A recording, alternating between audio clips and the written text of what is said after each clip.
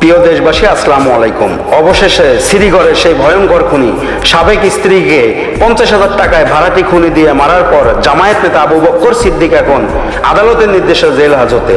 পুরো দেশ কাঁপানো এই হত্যাকাণ্ডের ভিতরের আসল সত্যটি শুনলে আপনার গায়ের পশম দাঁড়িয়ে যাবে। টাকার লোভ এবং মানুষের মুখোশের আড়ালে থাকা মানুষ কতটা ভয়ঙ্কর হতে পারে তার প্রমাণ মিলল লক্ষ্মীপুরের কমলনগরে। যাকে ধার্মিক বা সমাজের ভালো মানুষ ভাবা হয়েছিল, সেই জামায়াত নেতা আবু বকর সিদ্দিক এখন শ্রীঘরে নিজের সাবেক স্ত্রীকে ভাড়াটি খুনি দিয়ে নির্মমভাবে হত্যা করানোর অভিযোগ উঠেছে তার বিরুদ্ধে। ঘটনাটি গত বছরের হলেও সম্প্রতি 3 আগস্ট লক্ষ্মীপুরের আদালতে আত্মসমর্পণ করতে এলে বিচারক তার জামিন নামঞ্জুর করে তাকে কারাগারে পাঠান।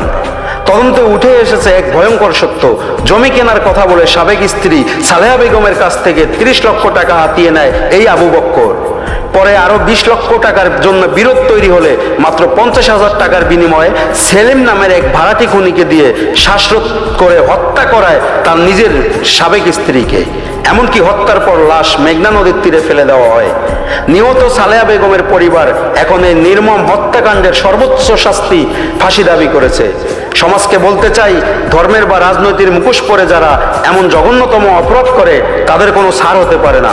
আসুন অপরাধীর সঠিক বিচারের দাবিতে আমরা সোচ্চার হই।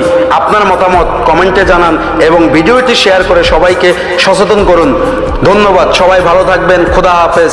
সবার আগে বাংলাদেশ, বাংলাদেশ জিন্দাবাদ।